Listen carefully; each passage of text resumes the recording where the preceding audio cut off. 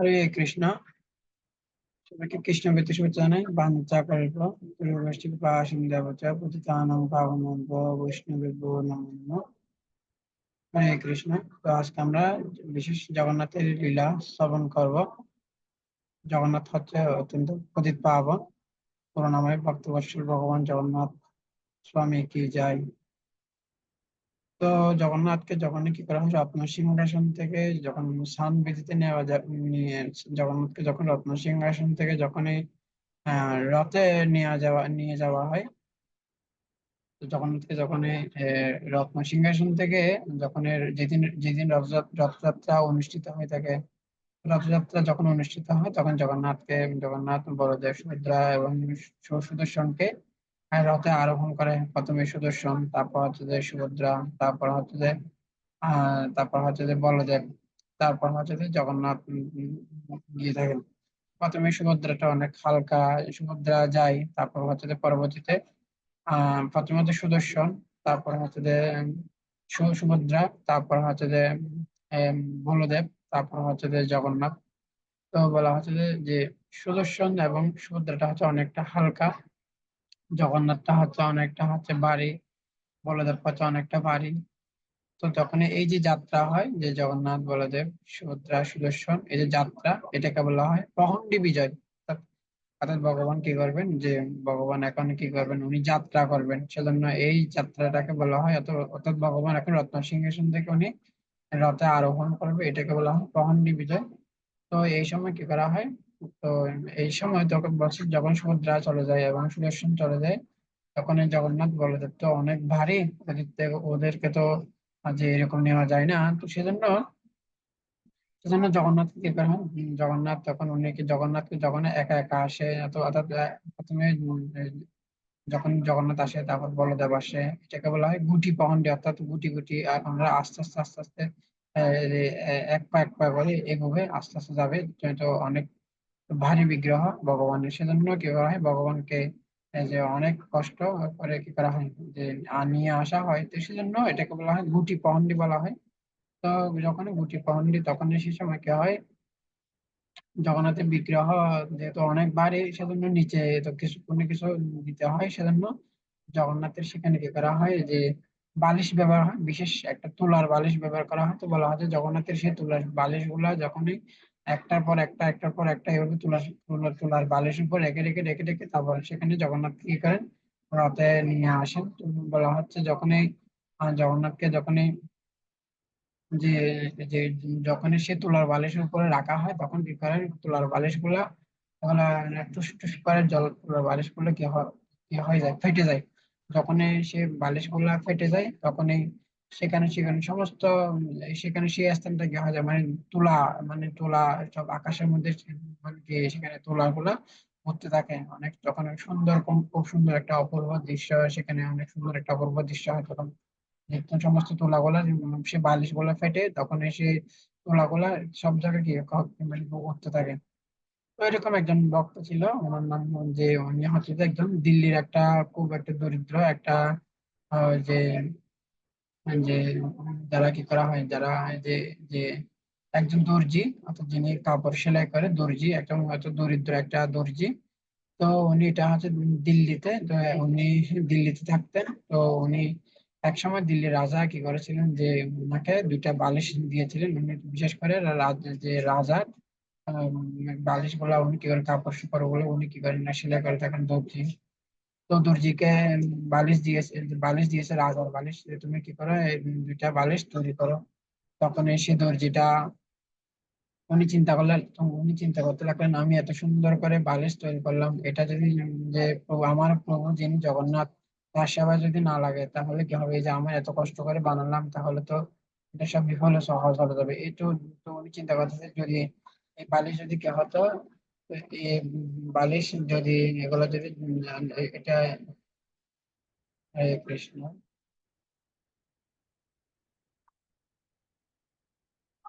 তো এই বালিশটা যদি কি হতো, এই বালিশ যদি যে প্রভুর সেবা লাগতো, জগন্নাথের সেবা লাগতো, তাহলে কি হতো, তাহলে আমার এই যে কষ্টটা সার্থক হতো।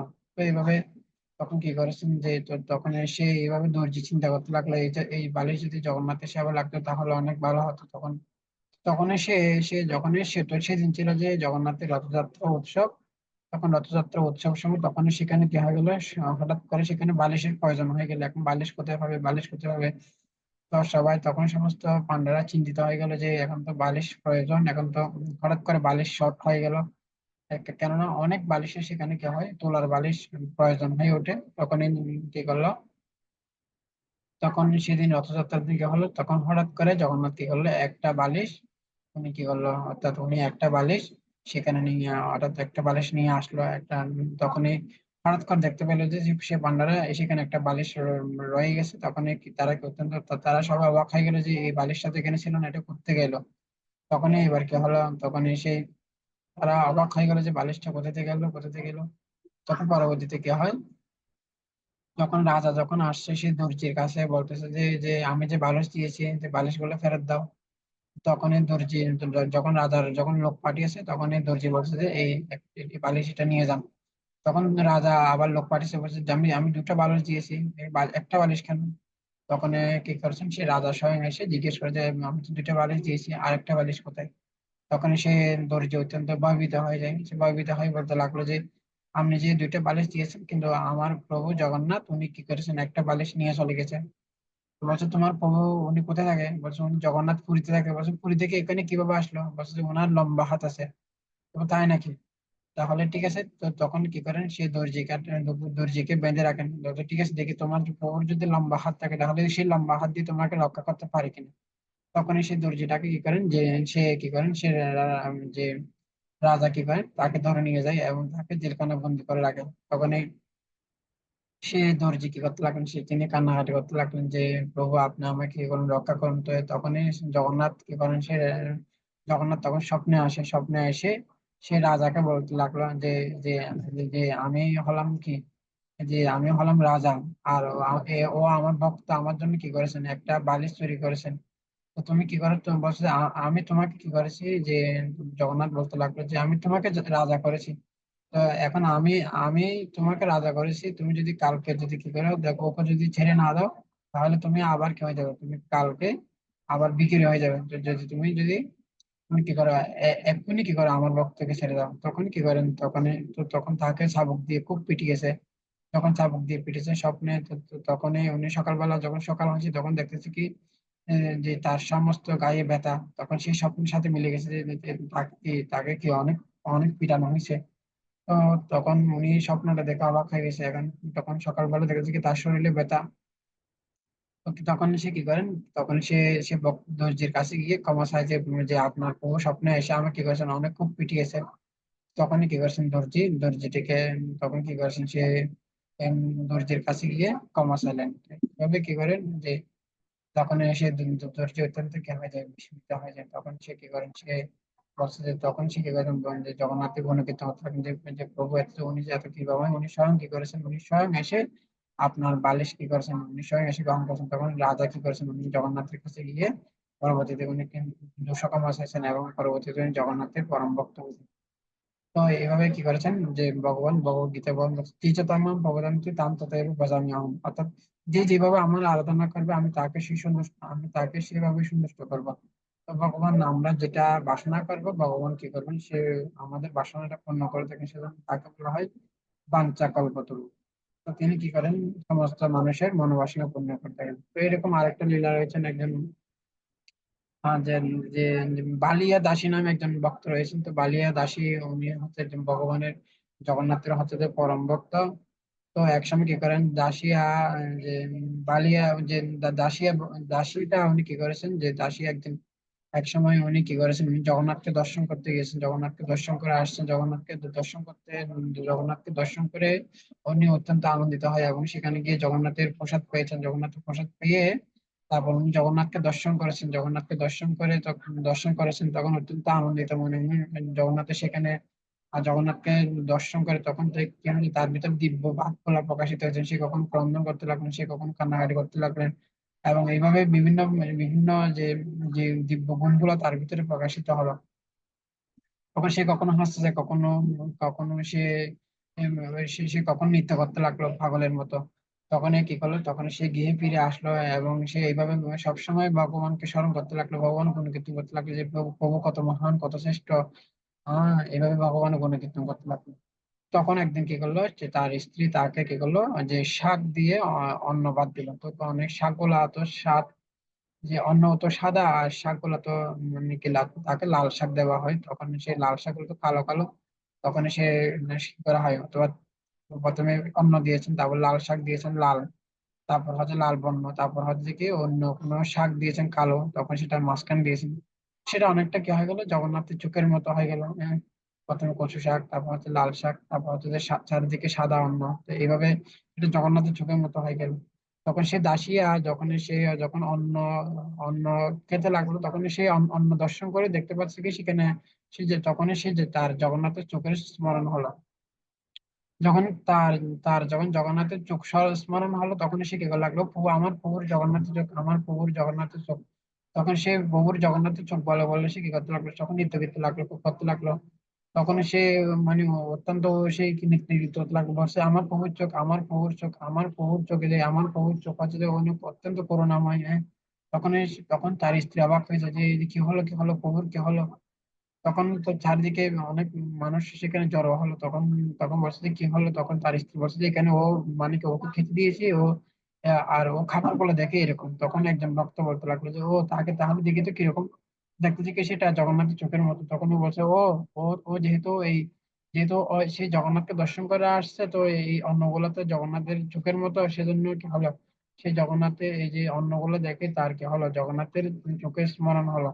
তুমি কি করো, একটু এগুলো একটু মিক্স করে দাও, অথবা একটু আলাদা আলাদা করে দাও, তাহলে ঠিক হয়ে যাবে। তখন সে যখন আলাদা আলাদা করে দিয়েছেন, তখন সেই ভক্তটা আবার অন্নগুলা খেয়ে ফেলেন। তো দাসিয়া বাবরি উনি, দাসিয়া উনি কি করে থাকেন, উনি কাপড় বিক্রি করে থাকেন। তো সাধারণত উনি কাপড় বিক্রি করে উনি সংসার প্রতিপালন করে থাকেন। তো একসময় দাসিয়া ভক্তটা কি করলো, একদিন উনি কি করলো, যে কাপড় বিক্রি করতে গেল, তখন সেখানে দেখলো যে খুব সুন্দর একজনের নারকেল বিক্রি করতেছে। তো নারকেল যেগুলো হচ্ছে যে একজনের গাছের নারকেল, অনেক সুন্দর বড় বড় অনেক সুন্দর। তখন সে নারকেল গুলো দেখে খুব পছন্দ হয়েছে। তখন সে তখন সে সে যে যে মালিককে বলছে যে আপনি কি করেন, আপনি নারকেল গুলো আমাকে বিক্রি করুন। তখন যে বলছে আমার নারকেল গুলো লাগবে, এগুলা দিয়ে কি করবো, এগুলো আমি আমার যে প্রভু জগন্নাথের সেবায় লাগাবো। তখন কি করলেন, তো তখন বলছে যে এটার অনেক মূল্য, বহু মূল্য দিতে হবে, এটা হচ্ছে অনেক সুস্বাদু। তো এইভাবে কি করলেন, যে কাপড় থেকেও সে সে লোকটি কাপড় চাইতো, সে কি করলো, যে দাসিয়া থেকে আরো আরো বেশি মূল্য চাইলো। দাসিয়া ছিল তো অত্যন্ত একজন সরল ভক্ত এবং খুবই সরল ভক্ত। তো তখন সে কি করলো, সে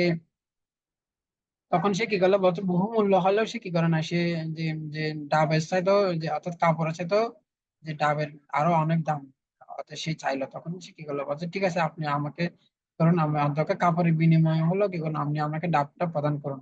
তখন সে কি করলো, তখন সে দাসিয়া বাউরি থেকে দাসিয়া বাউরি কি করলো, তখন সে কাপড় সমস্ত কাপড়গুলো দিয়ে সে ডাবগুলো কিনে নিল।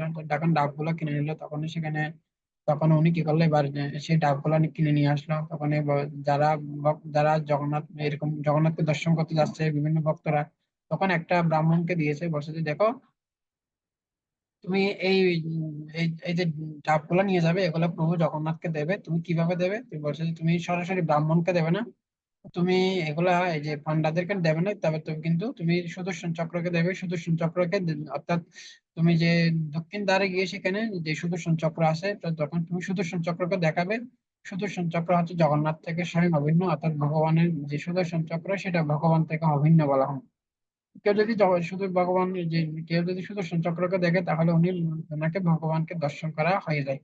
তো তখন এই তখনই তো তখনই সে দাসিয়া বলছে তুমি সুদর্শন চক্রকে দেখাবে এবং বলতে হে জগন্নাথ তুমি কি করো, দাসিয়া এই ডাবটি পাঠিয়েছে তুমি গ্রহণ করো। তৎক্ষণাৎ সে জগন্নাথ সেটা গ্রহণ করবে। তখনই সে যখন সে ব্রাহ্মণ যখন সেই ডাবগুলা নিয়ে গেছে, তখন জগন্নাথ পুরীতে পান্ডারা বলছে এই ডাব দাও দাও দাও, তুমি ভোগ লাগাতে হবে না, আমরা ভোগ লাগাবো। তখন সে দাসিয়া বলছে না না না, এটা আমি নিজেই বুক লাগাবো। তখন সে সে তারপর কি করলো, সেই বলছে যে তখন সে তখন সে দাসিয়ার কথা স্মরণ করলো। দাসিয়ার কথা স্মরণ করলে সে কি করলো, সে ভক্তটি তখন সে কি করলো, দাসিয়ার কথা স্মরণ করে বলছে যে তো এটা তো একটা মানে কি কৌতূহলের বিষয়। তখন সে কৌতূহল ভর্তি করলো, বসে ও দাসী একটা যে ডাব দিয়েছিল, দাসিয়া যে ডাবগুলো দিয়েছিল, এখন দেখি জগন্নাথ নাকি এগুলো নাকি খাবে, কিভাবে খাবে আমি দেখি। তখন সে কি করলো, তখন সে সুদর্শন দিকে, সুদর্শনের যে চক্রের দিকে সেগুলো ডাকগুলো দিল, ও যে হাত উপরে দিল, যে হে সুদর্শন, হে জগন্নাথ, হে সুদর্শন চক্র, তুমি কিভাবে দাসিয়া বাউরি তোমার জন্য ডাব পাঠিয়েছে, তুমি এখন সেটা গ্রহণ করো। তখন তৎক্ষণাৎ একটা লম্বা হাত এসে সে সে ডাবগুলো নিয়ে যাচ্ছে, কিন্তু কেউ, তো অনেক লোক সেখানে জড়ো হলো, তারা দেখতে পেলো যে কি, যে ডাবটা নিয়ে যাচ্ছে, কিন্তু জগন্নাথের হাত কেউ দেখতে পেলো না। তখন দেখতেছে কি, সত্যি সত্যি ডাবটা ঠিক জগন্নাথ মন্দিরের দিকে চলে যাচ্ছে, কিন্তু ডাবটা চলে যাচ্ছে। তখন ডাবটা গিয়ে এবার কি করলো, সত্যি সত্যি সেই ডাবটা চলে গেল, এবং তখন ডাবটা জগন্নাথ খেয়ে ফেললো। তখন এবার এবার আরেকটা ডাব দিয়েছেন, এরকম অনেকগুলো ডাব দিয়েছেন, সব ডাব কি করে ফেললো, যে এগুলা, যে মানে কি, এরকম যে হাত এসে কি করলো, মানে কি একটা লম্বা একটা হাত এসে যে নিয়ে গেল, কিন্তু সে হাতটা কি করতে পারলো না, মানে দেখা হলো না। মানে কি কেউ দেখতে পেলো না। তখন মানে কি এরকম, মানে কি সব ডাব কি করে ফেললো, সব জগন্নাথে অদৃশ্য, অদৃশ্য ভাবে সব সমস্ত ডাবগুলো গ্রহণ করলো। তখন এবার যে পান্ডারা, ওরা বলতে লাগলো যে না, এ হয়তো একটা বিলকিবাজি, ও তো অর্থাৎ ও কোনো, অথবা কোনো কিছু সিদ্ধি টিদ্ধি জানে, এবং সে এখানে বিলকিবাজি দেখার জন্য কি করেছে, সে এখানে এসেছে। বলছে, না না, সত্যি, এটা সত্যি, এটা স্বয়ং প্রভু জগন্নাথ এটা গ্রহণ করছে, তোমরা তোমরা দেখে আসো। তখন পান্ডারা গিয়ে যখন জগন্নাথের সেখানে গিয়েছে, যখন দেখছে কি জগন্নাথের সেখানে এই সমস্ত ডাবের যে চোখলা সেখানে সব জায়গায় পড়ে আছে। আহ তখন যেমন জগন্নাথের মুখে কি আছে, ডাবের জলের যে যে হালকা হালকা এগুলা, মানে কি ডাবের এই যে আটি গুলা, বিভিন্ন কিছু ওগুলা কি আছে, মানে কি ঠান্ডা, এগুলো বেজে আছে। তখন তারা বুঝতে পারছে যে জগন্নাথের স্বয়ং এই ডাব গুলা খেয়েছেন। তখন পরবর্তীতে জগন্নাথ এবার কি করেছেন, দাসিয়া আরেকদিন কি করলো, উনি করলো, উনি কাপড় বিক্রি করতে গেলো। তখন এবার দেখলো যে খুব সুন্দর আম দেখলেন, তো একটা ভক্ত সে একজন ব্যক্তি, উনি আম বিক্রি করতে চায়। ও আম বিক্রি করতে, এটা আমার প্রভুর জন্য নিয়ে যাবো। তখন সে কি করলো, দাসিয়া, দাসিয়া কি করলো, এবার উনি কি করলো যে অনেক সুন্দর সুন্দর উনি কি করেন, সে আম কিনে নিয়েন। আম কিনে নিয়ে বলছে যে এগুলা কি করবো, এগুলো আমার যে, যে তখন সে আম কিনে নিয়ে সে আবার কি করলো, সে এবার যারা জগন্নাথকে মন্দিরে, জগন্নাথকে দর্শন করতে যাচ্ছে তাদের দিয়ে কি করলো, আম বলছে এটা তোমরা এই আমগুলা নিয়ে যাবে, তবে এখানে এগুলা পান্ডাদেরকে দেবে না, এগুলা তোমরা কি করবে, এগুলা তোমরা স্বয়ং কি করবে, তোমরা এটা সুদর্শন চক্রকে দেখাবে, এবং সুদর্শন চক্র স্বয়ং সেটা গ্রহণ করবে। তখন তারা যখন সেই যখন তারা যখন এই আমগুলা নিয়ে ওনারা কি করেছেন, যারা দর্শনার্থী যে জগন্নাথ পুরীতে যাচ্ছে তাদের দিয়ে আম পাঠানো হয়। তখন সে যে মানে কি একটা দর্শনার্থী উনি যখন আমগুলো নিয়ে যায়, তখন উনি কি করেন, যে উনি কৌতূহল বশত উনি কি করেন, যে তো তখন ব্রাহ্মণরা, যে জগন্নাথের পান্ডারা বলছে, না না, এটা আমগুলো আমাদেরকে দাও, আমরা ভোগ লাগাবো। তখন ও বলছে, না না না, এটা আমি নিজে ভোগ লাগাবো। বলছে, তুমি কিভাবে ভোগ লাগাবে? তখন বলছেন আমি স্বয়ং বুক লাগাবো। বলছে, তো তুমি এরকম কোনো সিস্টেম নেই, আমাদেরকে দিতে হবে। বলছে, না।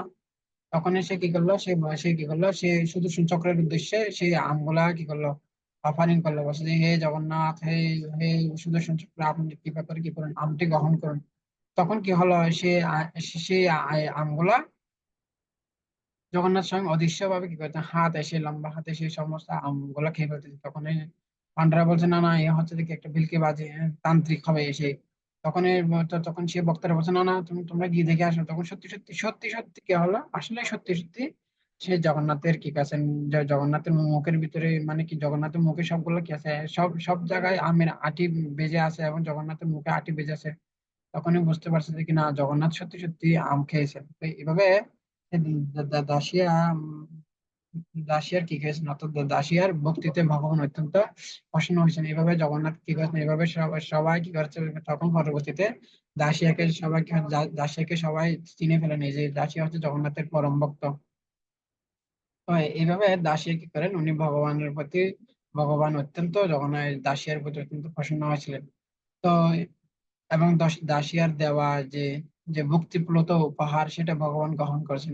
এসে তোমরা ভগবত গীতায় ভগবান বলছে যে আমি খাই, তবে কি খাই, আমি ভক্তি খেয়ে থাকি। হ্যাঁ, আমরা যদি ভক্তি করে ভগবানকে যা অফারিং করব, সেটা ভগবান সেটা গ্রহণ করবেন। যে ভগবানকে যদি আপনি যদি কেউ যদি ভক্তি করে যদি কলা শুক্লা দেওয়া হয়, ভগবান সেটা খাবেন।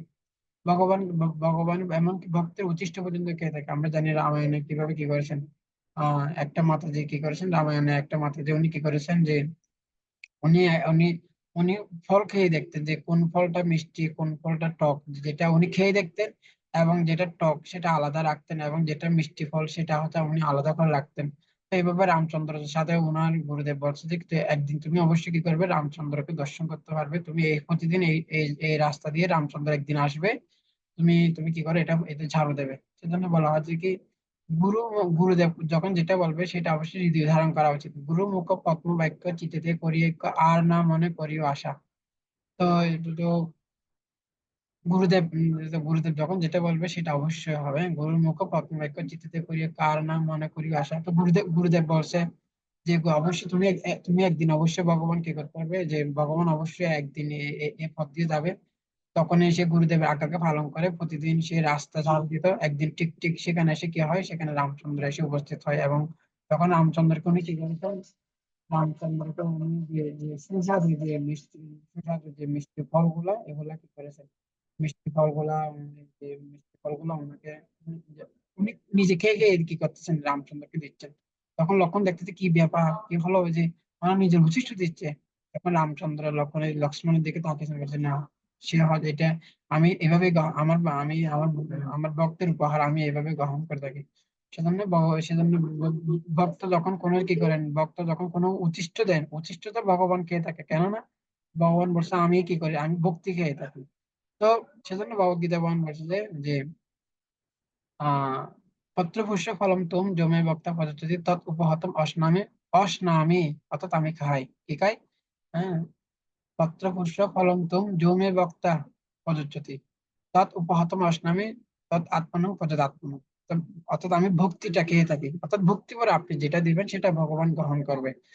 তো এইভাবে এভাবে একদিন এইভাবে একদিন বিদুরীর স্ত্রী কি করলো, ভগবানকে ছোকলা, অর্থাৎ ভগবান দিকে ভগবান শ্রীকৃষ্ণ যখন ওনার গৃহে আসে, ভগবান অর্থাৎ বিদুরীর স্ত্রী এত সন্তুষ্ট হয়ে যায়, অর্থাৎ কি করবে না কি করবে, কোথায় বসাবে কোথায় বসাবে, এবং বিদুরী স্ত্রী বলতে লাগলো কখন, মানে বিদুরী স্ত্রী বলতে লাগলো না তুমি এখানে বসো তুমি এখানে বসো, এভাবে কৃষ্ণকে 7-8টি জায়গায় বসে মানে কোথায় যে বসাবে সেটা উনি কি করতে পারলেন না, হতভম্ব হয়ে গেল, কি করবে কৃষ্ণকে কোথায় বসাবে সেটা বুঝতে পারতেছে না।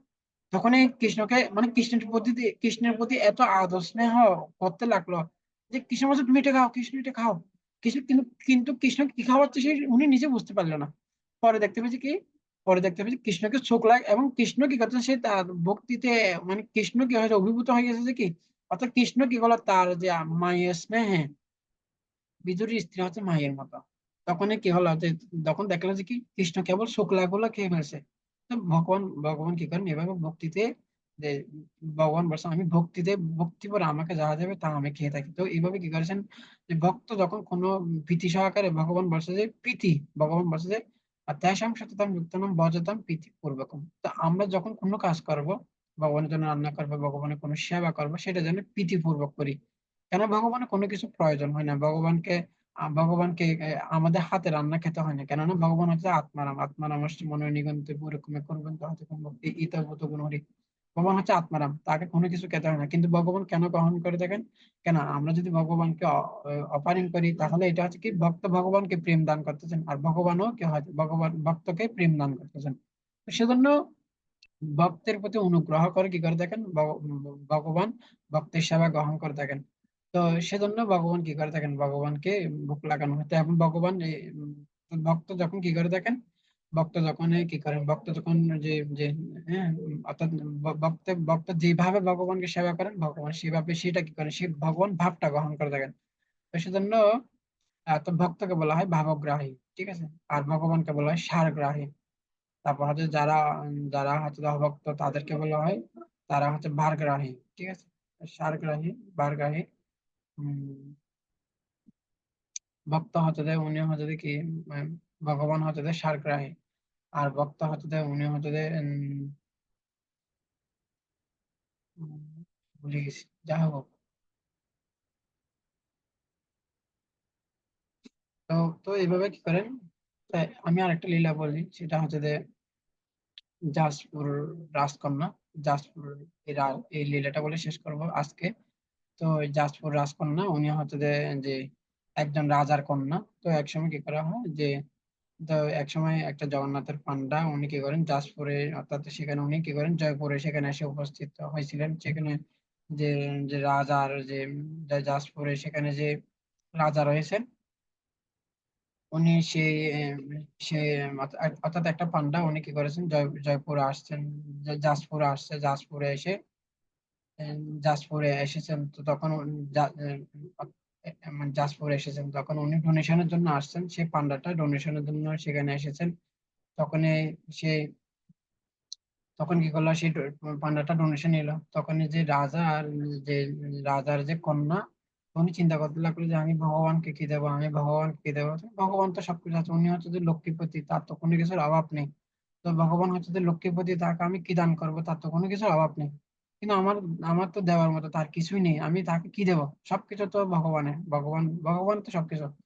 তো ভগবানকে আমি কি দেবো, তো ও চিন্তা করতে লাগলো যে কি আমার একটা মাত্র কি আছে, জিনিস আছে যেটা আমি ভগবানকে দিতে পারবো, সেটা হচ্ছে কি, সেটা হচ্ছে সেটা হচ্ছে আমার মন, আমার মনকে আমি দিতে পারবো। তো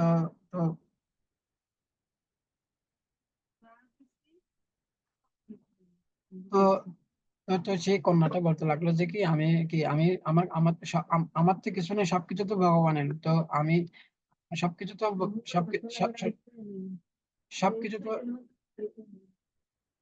সবকিছু তো ভগবানের, আমার আমার বলতে তো কিছু নেই, তো আমি ভগবানকে কি দেবো। তো আমার একটা জিনিস আছে, সেটা হচ্ছে আমার মন, আমার মনটা আমি কি করতে পারি, আমি ভগবানকে দিতে পারি, আমার মনটা আমি ভগবানকে দিতে পারি। তখন তখন উনি কি করেছেন, একটা শ্লোক লিখছেন, উনি খুব সুন্দর একটা শ্লোক লিখছেন, একটা শ্লোক লিখে তো তখন এটা কি করেছেন, উনি একটা বাক্স করে এটা ভগবানের উদ্দেশ্যে দিয়েছেন। তো তো তখন কি বলছেন, তো তখন সেই সেই বাক্সটি উনি পান্ডাকে দিয়েছেন, পান্ডাকে বলছে যে কি করুন, আপনি কি করে এটা জগন্নাথকে দিবেন। তখন সেই পান্ডাটা, তখন সেই পান্ডা মনে করলো যে এটা মনে হয় রাজার কন্যা, মনে হয় নিশ্চয় কোনো মণিমুক্তা হতে পারে। তখন যখন সে অর্ধেকে যখন চলে আসলো, রাস্তায় অর্ধেক যখন চলে আসলো, তখন সে তার লোভ হয়ে গেল, তাকে সে চিন্তা করতে এখানে নিশ্চয়ই কোনো দামি কোনো কিছু থাকতে পারে। তখন যখন সে বাক্সটা খুললো, যখন দেখতেছে সেখানে একটা কাগজ, তখন সেই কাগজটা কি করলো, তখন সেই কাগজটা ফেলে দিল, রাস্তায় ফেলে দিল, বলছো মানে রাজকন্যা আমাকে ঠুকি দিয়েছে। তখন এবার কি করলো, যখন এর রাজকন্যা তাকে ঠকিয়ে দিয়েছে, তখন এবার সে চলে আসলো। তখন জগন্নাথ স্বপ্নে আসলো, বলছে দেখো তুমি যে এই যে আমার ভক্ত যে আমাকে উপহার দিয়েছে, এটা তুমি যে ফেলে দিয়েছো, এটা ও যে জিনিসটা আমাকে দান করছে সেটা কিনে, এই যে যে লক্ষ্মীর যে যে ভান্ডারও এত সম্পদ নেই, ও আমাকে যেটা দান করেছে, ও স্বয়ং আমার ভক্ত আমাকে আমার ভক্ত আমাকে মন দিয়েছে, আমাকে মন দিয়েছে। যে তো এটা এত দামি, এটার কি লক্ষ্মীর সমস্ত যে সম্পত্তি আছে তার সাথে কি করা যাবে না, তুলনা করা যাবে না। তো তখনই কি করেছেন, তখনই বলতে দেখবে, তুমি দেখবে যে কাগজটা তুমি ফেলে দিয়েছো, সেটা দেখবে কি সে আমার ভক্ত যে আমাকে দিয়েছে, এবং সেটা আমি কিভাবে আমি হৃদয় ধারণ করছি। তখন সে দেখতেছে কি সেই কাগজটা জগন্নাথ স্বয়ং উনি হৃদয় ধারণ করছেন। তখন সকালবেলা যখন মঙ্গল আরতি হচ্ছে, তখনই ব্রাহ্মণ দেখতে পেলো যে কি সে ব্রাহ্মণ দেখতে পেলো যে একটা ব্রাহ্মণ দেখতে পেলো যে কি জগন্নাথের যে বুকের মধ্যে একটা ময়লা ময়লা কাগজ। তো তখন সে ব্রাহ্মণ চিন্তা করছে এই কাগজটা কোথা থেকে আসলো, পূজারী চিন্তা করছে এই কাগজটা কোথা থেকে আসলো, জগন্নাথের কাছে এটা কোথা থেকে আসলো। তখন এবার কি করলো, তখন হইচই পড়ে গেল যে এটা কি হলো, জগন্নাথের এখানে ময়লা কাগজ কিভাবে আসলো। তখন এবার সে পান্ডাটা আসলো, বলছে যে আমি এরকম এরকম যে আমি এখানে এরকম যে জাস্ট কন্যার কাছে গিয়েছিলাম, তো তখন সে কন্যাটা আমাকে এই কাগজটা দিয়েছিল, আমি সেটা ফেলে দিয়েছিলাম। তখন জগন্নাথ স্বয়ং এসে আমাকে এই যে এই কথাগুলো বললো। তো তখন কি করেছেন, তখন এসে জগন্নাথের কাছে 200 কামা ছিলেন, সে অর্থাৎ যে জাজপুরের কন্যা উনি কি করেছেন, স্বয়ং জগন্নাথকে তার মন দিয়েছেন। তো একটা শ্লোক লিখছে, যে শ্লোকটা হচ্ছে এরকম। তো বলছে রত্নাকরস্তব গৃহং গৃহিণী চ লক্ষ্মী কিং দেয় মস্তি ভগবতে পুরুষোত্তমায় আবির গোপাল ললানা ঋত মানসায় দত্তং মনস্তদনু মে কৃপয়া গৃহাণ রত্নাকরস্তব গৃহং গৃহিণী চ লক্ষ্মী কিং দেয়মস্তি ভগবতে পুরুষোত্তমায় আবিরগোপাল ললনা ললনারিতমানুষায় দত্তং মনুস্তদনু মে কৃপয়া গৃহাণ রত্নাকরস্তৈব গৃহং গৃহিণী চ লক্ষ্মী কিং দেয়মস্তি ভগবতে পুরুষোত্তমায় আবির গোপাল ললনারিত্যমানুষায় দত্তং মনস্তদনো মে কৃপয়া গৃহাণ রত্নাকরস্তৈব গৃহং গৃহিণী চ লক্ষ্মী কিং দেয়মস্তে ভগবতে পুরুষোত্তমায় আবির গোপাল ললনারিত্যমানুষায় দত্তং মনস্তদনো মে কৃপয়া গৃহাণ। বলছে, সেক্ষেত্রে গিয়ে সকলে তোমাকে কিছু না কিছু দেয়, আমিও ভেবেছি আমার ভালোবাসা নিদর্শন হিসেবে তোমাকে কিছু না কিছু দেওয়া উচিত, কিন্তু তোমাকে কি দেব সেটা ঠিক করতে পারছিলাম না। তুমি রত্নাকরে শয়ন করো, তাই রত্নের কোনো অভাব নেই তোমার, তাই সে জিনিস তোমায় দেওয়া যাবে না। স্বয়ং লক্ষ্মী তোমার গৃহিণী, তাই অন্য ধরনের প্রয়োজন। অনেক ভেবে দেখলাম তুমি যখন বৃন্দাবনে থেকে মথুরা চলে গেলে তখন গোপীরা তোমাকে তোমার মন চুরি তোমার মন চুরি করে ফেলেছে। তো সেজন্য আমি কি করতেছি যে আমি তোমাকে যে আমি আমি আমি তোমাকে আমার মন কি করলাম, আমার মন দান করলাম। তো বলছে আমার একটা সম্পদ আছে, সেটা হচ্ছে আমার মন। তো আমার মনটা কি করলাম, সে আমার মনটাই তোমাকে দিলাম। তো এইভাবে ভগবত গীতা ভগবান বলছে যে তুমি করো তোমার মনটা আমাকে সমর্পণ করো, মন মনাব মদ্ভক্ত মজ্জাজিমান নমস্কার মাম এব শেষে যুক্ত এবং আত্মনমত করে না। ভগবান বলছে তুমি কি করো, তোমার মনটা আমায় সমর্পণ করো।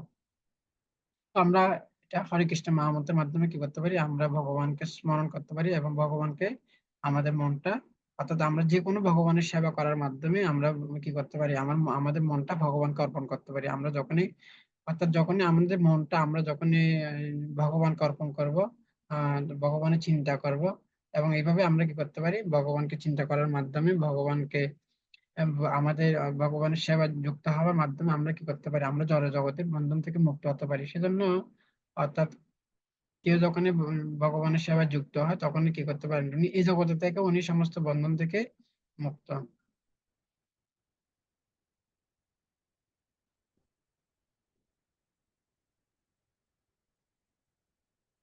হরে কৃষ্ণ। তো সেজন্য আমরা ভগবত সেবায় যুক্ত হওয়ার মাধ্যমে, ভগবত ভক্তি অনুশীলন করার মাধ্যমে যে কেউ, আর যখনই আমরা ভগবত ভক্তি অনুশীলন করবো তখনই আমরা তৎক্ষণাৎ জড়বন্ধন থেকে মুক্ত, অর্থাৎ এই জগতে থেকেও আমরা সম্পূর্ণরূপে সমস্ত জড়বন্ধন থেকে মুক্ত। অনেক সুন্দর লীলা। হরে কৃষ্ণ হরে কৃষ্ণ কৃষ্ণ কৃষ্ণ হরে হরে, হরে রাম রাম রাম হরে হরে। জয় জগন্নাথ স্বামী কি, জগন্নাথ বলশুদ্ধ মারানি কি, জয় শিল প্রভুপাদ কি, জয় নিতাই গৌরনাথ। তো সবাইকে অসংখ্য ধন্যবাদ আমাদের সাথে থাকার জন্য। সবাই সুখে থাকুন, ভালো থাকুন, কৃষ্ণ মনোনীত থাকুন।